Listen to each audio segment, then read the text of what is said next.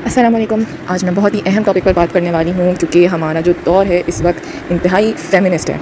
यानी कि आजकल जो सोशल मीडिया के वजह से हमारी मासूम ख़वातीन को जो ब्रेन वॉश किया जा रहा है कि आप ख़ुद मुख्तार हैं, ख़ुद कफ़ील हैं, आपने घरों से बाहर निकलना है, आगे बढ़ना है, मर्दों के शाना बशाना खड़ा होना है, आप मर्द से कम नहीं हैं बल्कि किसी से कम नहीं हैं, आपको किसी पे डिपेंडेंट होने की ज़रूरत नहीं है, आप हर काम खुद कर सकती हैं। तो ये जो माइंडसेट बनाया जा रहा है ना, ये फेमिनिस्ट माइंडसेट है। ऐसा नहीं है कि मैं फेमिनिस्ट नहीं हूँ, मैं अभी भी हूँ, लेकिन इस्लाम के हुदूद में रहकर, जो इस्लाम की डेफिनेशन से फेमिनिस्ट जिसे कहेंगे वो मैं हूँ। लेकिन हमारे जो माशरे में जो फेमिनिस्ट, जो वेस्टर्न फेमिनिस्ट जिसे कहते हैं, जो वेस्टर्न कल्चर से आया है हमारे पास फेमिनिज़म, मैं उसकी बात कर रही हूँ क्योंकि वो भी मैं उस चीज़ से गुजरी हूँ, मेरा भी वही माइंडसेट था। तो डिफरेंट इन्वायरमेंट और सिचुएशंस की वजह से मुझे बात समझ आई कि मेरे लिए क्या बेहतर है। और सिर्फ मेरे लिए नहीं, इस्लाम जो फेमिनिज़म बताता है, जो इस्लाम में औरतों के हुकूक़ हैं, वो हर एक औरत के लिए बेनिफिशियल है। ये बात मुझे ज़रा देर से समझ आई, लेकिन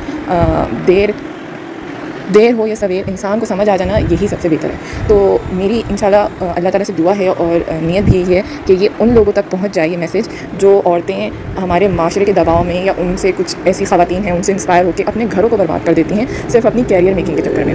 देखिए, इस्लाम ने मना नहीं किया औरत को काम करने से, बिल्कुल इस्लाम ने कुछ बाउंड्री सेट करी हैं, उसमें रहकर औरत काम कर सकती है। और औरत के लिए जो इस्लाम ने राइट्स रखे हैं वो कहीं भी डिस्क्राइब नहीं है। मेरे साथ भी ऐसी कुछ सिचुएशन थी जिसमें मैं ये समझ रही थी कि मेरा कैरियर, इतने सालों की मेहनत, मेरे माँ बाप का पैसा दांव पे लग रहा है, मैं अपना कैरियर नहीं बना पा रही और I am getting into this marriage thing. असल में उस वक्त तक मैंने इस्लाम को पढ़ा ही नहीं था और इस्लाम ने मेरे लिए कितनी आसानी रखी है वो मैं जानती नहीं थी। मैं तो सिर्फ वेस्टर्न इंपीरियलिज्म और हमारा जो कल्चर बन गया ये, इसको फॉलो कर रही थी।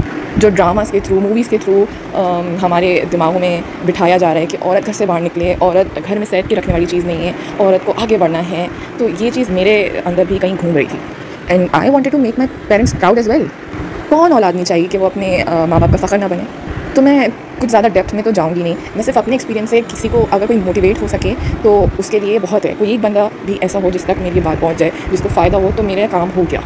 बस मेरी गुजारिश ये है, the subject of this whole speeches के कैरियर को सेकंड ऑप्शन रखें और अपनी पर्सनल लाइफ को फर्स्ट ऑप्शन पे रखें। खुदारा अपने घरों को, अपनी नस्लों को बर्बाद ना करें अपने कैरियर के पीछे।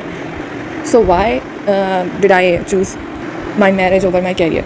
ऐसा नहीं था कि मुझे अपॉर्चुनिटीज़ नहीं मिली और अल्हम्दुलिल्लाह मेरा पाकिस्तान की बहुत नामवर यूनिवर्सिटी में एडमिशन हुआ जहाँ से मैंने ग्रेजुएशन करी और मेरिट की बेस पर तमाम अपॉर्चुनिटीज़ हासिल करी। बहुत ही कम टाइम में मैंने जॉब लाइफ स्टार्ट कर दी। मुझे अंदाज़ा हो गया कि हाउ दिस इंडस्ट्री फंक्शंस। पहले मैंने इंटर्नशिप्स करी, स्टार्टअप्स में काम किया, छोटे छोटे जो बिज़नेस होते हैं, स्मॉल बिज़नेस, उनको स्टार्टअप्स कहते हैं, वहाँ काम किया, इंटर्नशिप्स करी और फिर मुझे बड़ी अपॉर्चुनिटीज़ मिली, बड़ी जगह इंटर्नशिप करने का मौका मिला। मैं चंद नाम शेयर भी कर देती हूँ ताकि आपको समझ आ जाए कि हल्की जगह मैंने काम नहीं किया। सबसे पहला स्टार्टअप में मैंने काम शुरू किया था as a marketing intern.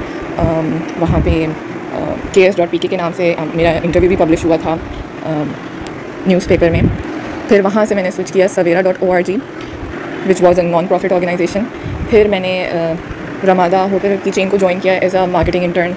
TCS में इंटर्नशिप करी और लास्ट मैंने नोवार्टिस फार्मास्यूटिकल में 1 साल काम किया, which was very at the peak of my career. मैं उसको अपना टर्निंग पॉइंट ही बोलूँगी जहाँ पे सबसे ज़्यादा मैंने सीखा, एक्सेल किया।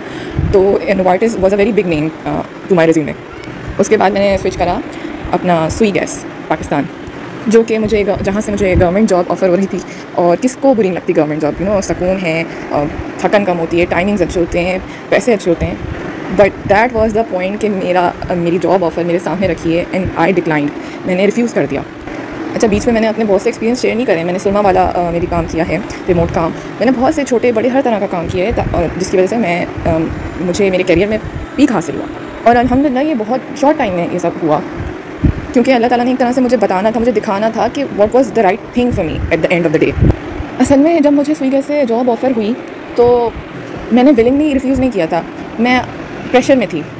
उस वक्त मेरी शादी होने वाली थी तो एवरीवन वाज लाइक कि अभी तो जवाज़ ही नहीं बनता जॉब करने का और आगे भी पता नहीं क्या सूरत हाल होगी, तुम पहले अपने इन-लॉ से बात करना फिर तुम जॉब करना। और अच्छा, मेरी फिर कुछ ऐसी भी बात हो गई थी कि इन-लॉज़ में से ही मेरे ऐसे लोग थे जो उन्होंने बोला था कि शादी के बाद आप कर लेना, कोई रिफ्यूज़ नहीं करेगा, nothing, you will never be pressured, if you want to do job you can carry on afterwards. लेकिन इनसाइड मुझे पता था ऐसा नहीं होने वाला। अब अपॉर्चुनिटी तो गई, अब मेरे इंतज़ार में क्या वो लोग बैठे रहेंगे कि मैडम आएंगी फिर जॉब एक्सेप्ट करेंगी फिर हमें देंगे? नहीं, माना कि गवर्नमेंट जॉब थी लेकिन गवर्नमेंट में ऐसा भी नहीं होता। तो जब शादी के बाद मैं घर में बैठी, I had a lot of time for myself to think, to clear my mind. अब मैं उस प्रैक्टिकल लाइफ से थोड़ी दूर हो चुकी थी। फिर कुछ टाइम बाद मैंने अपने हस्बैंड से शेयर करा अपना ओपिनियन कि मैं जॉब करना चाहती हूँ। माई हस्बैंड वॉज लाइक कि तुम्हें मुश्किल क्या है, तुम्हें घर बैठे सब चीज़ मिल रही है, कोई तकलीफ़ नहीं है और तुम्हें तो बिल्कुल खुश होना चाहिए, तुम्हें कुछ करना भी नहीं पड़ रहा and you are enjoying all the benefits. बल्कि अगर मैं तुम्हारी जगह होता तो मैं तो बहुत ही खुश होता। और वाकई वो एक हद तक ठीक थे। कितना मोनोटोनस लाइफ हो जाती है, आप एक ही काम करना है रोज़ सुबह शाम, कोई लाइफ नहीं, अपने लिए कोई टाइम नहीं, ना अपनी मर्ज़ी से उठना बैठना, लेकिन अपने अलावा सबका ख्याल रखना, सारे घर वालों का सोच के चलना। अगर you are not enjoying your job, it doesn't mean कि you have to leave it. No, it doesn't work like that. अगर आप एक फैमिली को साथ लेके चलो, you have to think about them first कि भाई मैं एक पूरे ख़ानदान को चला रहा हूँ, अगर मैं इस चीज़ को छोड़ दूँगा तो पता नहीं कितने लोग डिस्टर्ब हो जाएंगे। फिर देन उन्होंने मुझे कहा कि कितनी मेरे ऑफिस में भी जो ख़वातीन आती हैं, पता नहीं किस मजबूरी में कर रही हैं वो काम, और किस किस तरह के मर्द हैं, किस नज़र से देख रहे हैं, रास्ते में जा रही हैं आ रही हैं, उस वक्त उनके साथ क्या मिसहैप्स हो रहे हैं। जॉब तो सिर्फ उन्हीं औरतों का हक़ है जो बेचारी मजबूरन करती हैं, उनको कमाना है किसी ना किसी तरह, क्योंकि उनके आगे पीछे कोई नहीं है। My husband explain me this and I was like कि इनको शायद पता नहीं है। अब मैं इतनी मेहनत से पढ़ा, मैंने इतना टाइम इन्वेस्ट किया, मनी इन्वेस्ट हुआ, और मैं छोड़ दूँ अपने कैरियर को, ऐसा हो नहीं सकता। I can't back of. मेरे अंदर की फेमिनिस्ट उस वक्त तक नहीं मरी थी। लेकिन फिर आहिस्ता आहिस्ता मैंने सोचा कि कुछ हद तक मेरा हस्बैंड ठीक कह रहे हैं। अगर मैं रिकॉल करूँ अपनी सारी जॉब लाइफ, तो मैं रिफ्यूज़ नहीं कर सकती कि मेरे साथ कोई मिसहैप नहीं हुआ, बल्कि मैं जितनी भी जगहों पे मैंने काम किया, नॉट अ सिंगल पर्सन ऐसा नहीं हुआ कि मैं हरास नहीं हुई हूँ। बेशक किसी ने इजहार नहीं किया, लेकिन औरत को इंसान मर्द की नज़रों से पता चल जाता है, उसके रवैये से पता चल जाता है। छोटे से छोटा स्मॉल बिज़नेस और बड़े से बड़ा नाम भी मैं ले लूँ, मैंने ऐसा नहीं हुआ कि मैं कंफर्टेबल रही हूँ, मैंने सेफ़ फील किया हो। हाँ, मैं इतना ज़रूर कहूँगी कि मैंने उस कल्चर, मैंने उस हैबिटेट को आदी बना लिया, मैं उसकी आदी बन गई, मैं इम्यून हो गई। मैंने अपनी ये जो सिक्स सेंस है इसको दबाया और इसको बैकवर्डनेस का नाम दिया कि भाई तुम तो दकियानूसी सोच रखती हो, अब कम ऑन यार, अब तो तुम ब्रॉड माइंडेड बनो, लोग तो इसी तरह के मजाक करते हैं, अब तो इसी तरह का माहौल है हर ऑफिस में। यानी कि मैं अपने आप को I was making a full out of my self. मैं अपने आप को धोखा दे रही थी कि नहीं, मेरी सोच दकियानू से माहौल बुरा नहीं है, मुझे अपने आप को इसका आदी बनाना होगा, सामने वाले की इंटेंशन बुरी नहीं है, बस मैं बहुत कॉन्शियस हो रही हूँ। देखिए, मैं शुरू से कोई दीनी माहौल में नहीं थी, दरमियानी मीडियम कैसे कहेंगे कि दरमियानी माहौल मेरा, दीन का कोई ऐसा स्टर्न माहौल नहीं था कि इस्लामिक वैल्यूज़ को एम्फेसाइज़ किया जाए। तो पहले मेरा भी गेटअप फिर इसी तरह था जैसे लड़की एक फेमिनिस्ट का होता है। तो I use to cut my hair and wall the fashion. फिर बीच में मुझे हिजाब लेने का शौक़ हुआ, तो मैंने उसको शौक़ में कंटिन्यू रखा। यकीन माने, मेरे एक इंटरव्यू में मुझे इंटरव्यूअर कहता है कि आपको ये हिजाब नहीं पहनना होगा अगर आप यहाँ पे काम करेंगी। मेरे दिमाग में ना एकदम से उनके सारे स्टाफ की पिक्चर आई, और आप यकीन जाने वहाँ उस ऑर्गेनाइजेशन के स्टाफ में एक लड़की ऐसी नहीं होगी जिसने गले में भी दुपट्टा डाला हुआ होगा। तमाम सारे बाहर के पढ़े हुए एलीट क्लास समझ लें, तमाम एम्प्लॉयज़ में किसी को देखकर ऐसा नहीं लगता कि शायद ही किसी मिडिल क्लास फैमिली से।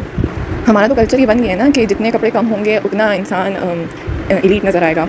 मैंने सोचा ये शायद इसलिए बोल रहे हैं क्योंकि इनके एम्प्लॉयज़ ही इनकी ऑर्गेनाइजेशन को रिप्रेजेंट कर रहे हैं, तो इनकी PR वैल्यू जनरेट कर रहे हैं, तो इसलिए मुझे बोल रहे हैं। लेकिन फिर मैंने सोचा कि इनको मेरे काम से वाबस्तगी होनी चाहिए, इनको मेरे गेटअप से क्या मसला। मैंने तो एक कमरे में एक डेस्क पर महदूद रहना है। उस वक्त वो हिजाब ना मेरी अना का मसला बन गया था। वैसे मैं नहीं करती थी, शौकिया मैंने लिया था हिजाब, लेकिन उन इंटरव्यूअर की बात सुन के ना मैंने बोला मैंने हिजाब छोड़ना ही नहीं, मैंने करना है। मैंने बोला sorry, I can't let go my hijab because of this job. तो I shared my experience with my mother. मैंने अपनी मदर से बात कही, बताई उन्हें, तो मेरी अम्मी एकदम से सुन के गुस्सा हो गई। हालांकि उनको भी पता था कि मैं हिजाब नहीं करती, लेकिन उन्होंने मुझे बोला कि बेटा तुम हिजाब नहीं करती, लेकिन अब तुम छोड़ोगी नहीं। और मुझे खुशी हुई उस वक्त कि मेरी बैक पे ऐसे लोग हैं जो हक बात को सपोर्ट कर रहे हैं। दुनिया की भाग में कहीं मुझे भी धकेलने पे नहीं लग गए। दुनिया को हासिल करने के लिए अपने ही घर में आग नहीं लगाई।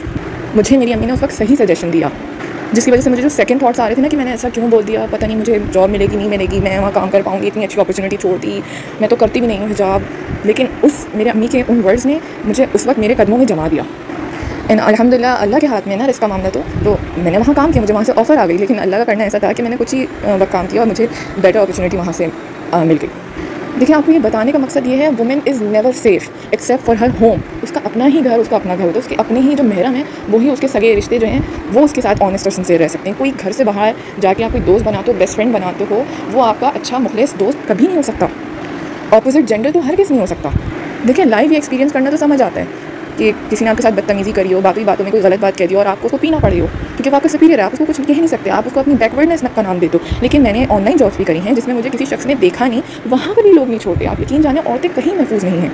अगर आपको आपके फ़ादर, आपका भाई या आपका शौहर इज़्ज़त की रोटी आपको खिला रहे हैं घर बैठे, तो आप इसका हर वक्त अल्लाह से शुक्र अदा करें, क्योंकि ऐसे भी लोग हैं, जो ऐसी भी औरतें हैं जो ऐसे माहौल में स्ट्रगल कर रही हैं, बदतमीज़ियाँ लोगों की झेल रही हैं और खून के आंसू रोती हैं, लेकिन बेचारी फिर भी बर्दाश्त करती हैं, क्योंकि उनका पेट पालने वाला कोई नहीं है, उनके बच्चों का ख्याल रखने वाला कोई नहीं है, उन्हें खुद करना है। और ऐसी औरतों के लिए काम करना जायज़ भी है। फिर असल में हम औरतों ने अपना काम इतना अंडर एस्टिमेट कर दिया कि हमें मर्दों के शाना बशाना आना ज़्यादा अहम महसूस होता है। अरे हमारा तो काम ही उन लोगों को खड़ा करना है। जब वो नौकरी से पिट के आता है, थका हारा बेइज्जत होकर आता है, तो हमारा काम तो होता है उन्हें मोहब्बत देना, उन्हें खिलाना पिलाना, उनकी हौसला अफजाई करना, उनको एक अच्छा कंफर्टेबल माहौल देना, ताकि वो वापस से एक अच्छे सोल्जर की तरह खड़ा हो और वापस से उसी नौकरी का सामना करे, वहाँ पर उसी तरह वापस से जाए जैसे कुछ हुआ ही नहीं। ये हमारा ही तो काम है। हमने तो असल काम करना है, अपना घर बनाना है, उस मर्द को खड़ा करना है जिसने दुनिया से जाके लड़ना है। हम अपना काम क्यों अंडर एस्टिमेट कर देती हैं? यकीन जाने औरत होना जितना आसान है उतना हम नाशुक्र हैं। घर बैठ के इज़्ज़त की रोटी खा रहे हैं, जो दिल करता है वो करते हैं। क्वीन है हम, लिटरली हमें इस्लाम ने भी क्वीन कहा है, हमें क्वीन का एजाज़ दिया है, हमारे सरों पर ताज पहनाया है। लेकिन मजाल है हम जो बात समझें, हमें तो फ़िक्र है कि हम इसको नोच के फेंकें अपने सर से इस ताज को। जब मैं आखिरी की जो मेरी जॉब थी स्वीगैस में, मैं वहाँ पे जब इंटर्नशिप कर रही थी, मेरा वो आखिरी हफ़्ता इतना भारी पड़ गया था मुझ पे कि सुबह उठना, अपने बिस्तर से अपने आराम को छोड़ना, मैं सोचती थी यार कब ख़त्म होगा, ये इंटर्नशिप कब ख़त्म होगी। बस अब मैं सुकून से रहना चाहती हूँ, थोड़ा लंबा गैप लेना चाहती हूँ। और फिर at the end of my internship I was offered the job. फिर से शैतान ने अपना काम शुरू कर दिया और नेगेटिव थॉट्स आने लगे और मैं अपनी मैरिज पे, अपनी कैरियर को फोकस देने लगी। यानी अब जो मेरा फ्यूचर होने वाला था, मैं उसको पहले से ही अपने दिमाग की वजह से, अपनी गलत सोचों की वजह से उसको ख़राब कर रही कि भाई मेरे इन-लॉज़ मुझे काम नहीं करने देंगी और मैं तो इतने पैसे कमा रही थी और अब मैं वो मेरे हाथ में नहीं होगा और मैं तो खुद कफ़ील थी, मुझे किसी की ज़रूरत नहीं थी, मैं क्यों किसी से बंध रही हूँ। ये सारी चीज़ें ना मेरे फ्यूचर को ख़राब कर रही थी, ये सारी सोचें। अल्हम्दुलिल्लाह एक सपोर्टिव हस्बैंड का साथ मिला। उन्होंने मुझे ये कहा कि तुम रिमोट काम भी कर सकती हो, अगर तुम्हें काम का ही शौक़ है तो फिर वाई नॉट ऑनलाइन जॉब। फिर देखें अल्लाह ताला ने जिसके नसीब में रिस्क लिखा हुआ होता है तो उसको किसी ना किसी तरह मिल के रहता है। अल्हम्दुलिल्लाह मैं ऑनलाइन जॉब करी, मैंने स्विच करी, मुझे मेरे नसीब में था वो लिखा हुआ रिस्क, वो मुझे मिला। लेकिन आप यकीन जाने मैंने वो 1 साल करी ऑनलाइन जॉब, उसके बाद मैं फेड अप हो गई। हम औरतें डिज़ाइन ही नहीं हुई इस मैकेनिज़्म से, बाय नेचर अल्लाह ताला ने हमारी फॉर्मेशन ही ऐसे की है कि हम बहुत जल्दी थक जाते हैं। हम मर्दों की तरह मोनोटोनस होकर काम कर ही नहीं सकते, एक ही तरह का काम करे जाओ अनटिल यू आर आप हेल्थ की वजह से आपको छोड़ना पड़े या XYZ रीज़न की वजह से आपको छोड़ना पड़े। लेकिन मर्दों को जो सरबरा बनाया पूरी फैमिली का, उसका रीज़न ही ये है कि मर्दों के अंदर ताकत है, हिम्मत है, औरतों के अंदर बर्दाश्त है। याद रखिएगा, ताकत नहीं है, दोनों चीज़ों में फ़र्क है। तो ये काम मर्द ही कर सकता है, हम औरतें दूसरे काम के लिए डिज़ाइन हुई हैं। आप इसी से अंदाज़ा लगा लेना कि भाई हमारी फ़िज़िक्स ही अलग है, दोनों की बॉडी स्ट्रक्चर अलग है, बॉडी की कैपेबिलिटी अलग है, हमारी बॉडी नेचर ऑफ बॉडी अलग है, उनकी अलग है। तो ये लड़ाई हम अपने आप से नहीं लड़ रहे, इंसानों से नहीं लड़ रहे, बल्कि अल्लाह से लड़ रहे हैं कि हमें मर्दों वाला काम चाहिए जिस काम के लिए हम डिज़ाइन ही नहीं हुए। एक एक्सपेरिमेंट रन किया गया था स्कैंडिनेवियन कंट्रीज़ के हवाले से, जब औरतों को घर से निकालने के लिए उनको काम करवाया जा रहा था, टैक्सेस भरें कि भाई ये आराम से घर में क्यों बैठती हैं, ये भी काम करें, इकॉनमी में हाथ बटाएं। तो पता ये चला 25 ईयर्स का वो एक्सपेरिमेंट था और with in a few years औरत वो काम कर ही नहीं सकी मुस्तकिल मिजाजी के साथ। औरत ने काम छोड़ दिया और न जाने कितनी औरत एक ही पोजीशन पर कितनी औरतें चेंज हुई थी, जबकि मर्दों का जब रेशो देखा गया तो मर्द मुस्तकिल मिजाजी के साथ काम करते हुए नजर आए। ये साइंटिफिकली प्रूवन है कि औरत is not design for working outside of the house. Unless and until अगर उसकी कोई मुश्किल और परेशानी है तो वो ज़रूर किसी आलिम और मुफ्ती से रुजू करे और फतवा ले जिस हवाले से वो काम करना चाहती है। आई होप मैं आपको किसी हद तक कन्विंस कर पाई होंगी और यकीन जाने मेरे लिए आसान नहीं था ये एक्सपीरियंस शेयर करना अपना, लेकिन मैंने इस वजह से किया कि बहुत सी औरतों को ये मैसेज सुनने की ज़रूरत है। अस्सलाम वालेकुम व रहमतुल्लाह।